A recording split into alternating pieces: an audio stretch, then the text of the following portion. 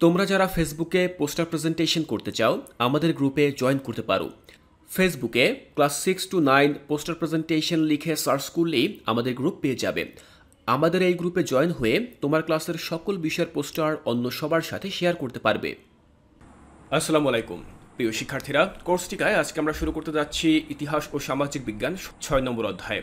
আমাদের 6 নম্বর অধ্যায়ের নাম সামাজিকীকরণ, সামাজিক নিয়ন্ত্রণ ও সমাজ পরিবর্তন। তো ধারাবাহিকভাবে এই অধ্যায়ে যে কাজগুলো থাকবে প্রতিটি কাজই আমি তোমাদেরকে বুঝিয়ে দেব। যার মধ্যে আজকে প্রথম ক্লাসে আমরা আলোচনা করব 87 নম্বর পৃষ্ঠা থেকে দলগত কাজ 1।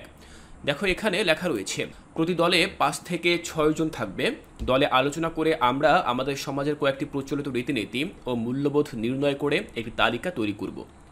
শিক্ষার্থীরা, তোমরা যখন ক্লাস 7-এ ছিলে তখন কিন্তু তোমরা জেনে নিয়েছো যে আমাদের সামাজিক রীতিনীতি এবং মূল্যবোধগুলো কী কী। বিভিন্ন প্রকার সামাজিক রীতিনীতি এবং মূল্যবোধ সম্পর্কে আমরা জেনেছি।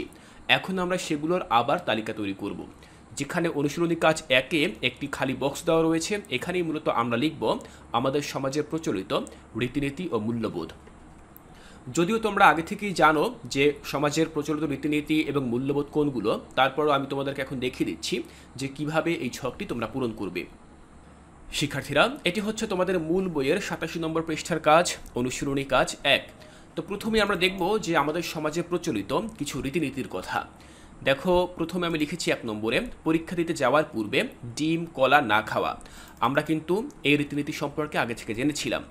এরপর রয়েছে গর্ভবতী নারীদের যমজ বা জোড়া কলা খেতে না দেওয়া, সন্ধ্যাবেলা ঘর থেকে বের হতে নিরুৎসাহিত করা, বড়দের সাথে দেখা হলে সালাম বা নমস্কার দেওয়া, ছোট বাচ্চাদের কপালে টিপ বা কাজলের ফোঁটা দেওয়া, টিকটিকি ডেকে উঠলে 3 বার ঠক ঠক শব্দ করা, কোনো কিছু দেওয়া বা নেওয়ার ক্ষেত্রে ডান হাত ব্যবহার করা, বাসা থেকে বের হওয়ার সময় ডান পা আগে দেওয়া। তাহলে আমরা এখান থেকে 8টি রীতিনীতি সম্পর্কে জেনে নিলাম যেগুলো আমাদের সমাজে প্রচলিত রয়েছে। এবার আমরা জানব কিছু মূল্যবোধ সম্পর্কে। আমাদের সমাজে প্রচলিত কিছু মূল্যবোধ, সেই তালিকা আমি এখানে করেছি। দেখো, আমি লিখেছি 1 নম্বরে বড়দের সাথে আদব বজায় রেখে কথা বলা, 2 ছোটদের স্নেহ করা, 3 শিক্ষক বা সম্মানীয় কাউকে দেখলে বসা অবস্থায় থাকলে উঠে দাঁড়ানো, 4 অন্ধ ব্যক্তিকে রাস্তা পার হতে সাহায্য করা, 5 সততা বজায় রেখে কাজ করা এবং মিথ্যা এড়িয়ে চলা, 6 অনুমতি ব্যতীত কারো জিনিস না নেওয়া এবং 7 অনুমতি ছাড়া কারো ঘরে প্রবেশ না করা। তো এখানে যে 7টি কাজের কথা আমি উল্লেখ করেছি এগুলো হচ্ছে এক একটি মূল্যবোধ। তো আমি রীতিনীতি এবং মূল্যবোধগুলো আলাদাভাবে উপস্থাপন করেছি, তোমরাও চেষ্টা করবে ঠিক এভাবে আলাদা করে উপস্থাপন করতে। আমি আশা করছি এই ছকটি তোমাদের বুঝতে আর কোনো অসুবিধা নেই। শিক্ষার্থীরা, এর পরবর্তী ক্লাসে আমি তোমাদের ইতিহাস ও সামাজিক বিজ্ঞান পরবর্তী যে কাজগুলো রয়েছে সে কাজগুলো বুঝিয়ে দেব।